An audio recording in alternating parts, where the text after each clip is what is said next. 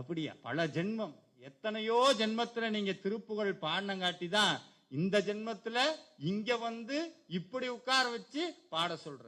வேற யாருக்கும் அந்த வாய்ப்பு சாமி கொடுக்கலையே, வேற யாருக்கும் கொடுக்கல. எப்பேற்பட்ட கோடிக்கணக்கில் பணம் இருந்தாலும் பதவி இருந்தாலும் சுவாமி பக்கத்துல வந்து உட்கார்றதுக்கு யாருக்கும் கொடுக்க, நம்ம எல்லாத்துக்கும் சாமி கொடுத்திருக்கிற. அதனால அருணகிரிநாதர் பார்த்தார், இந்த வினையெல்லாம் ஓடணுங்கிறதுக்காக திருவகுப்புன்னு ஒண்ணு உருவாக்குனார். என்ன வகுப்புங்க? திருவகுப்பு. அதுல ஏகப்பட்ட பொக்கிஷம் இருக்கு. அந்த திருவகுப்புல ஒரு வகுப்பு தான் வேல் வகுப்பு அப்படின்னு. ஏன் சாமி வேலை பாடினார்? இந்த வேல் வகுப்பு பாடினார் அருணகிரிநாதர். அவருக்கு அப்புறம் அருணகிரிநாதருடைய அவதாரம் இன்னமும் முடியல, இன்னமும் பிறந்துகிட்டு இருக்காங்க. கடைசியா வாரியார் சுவாமி சுரூபத்துல அருணகிரிநாதர் இருந்தார். உன்னை அடுத்தடுத்து இன்னமும் நம்மளை எல்லாம் கடை தேட்டுவதற்காக இன்னமும் அருணகிரிநாதர் அவதாரம் பண்ணிக்கிட்டே இருப்பார். நம்ம எல்லாம்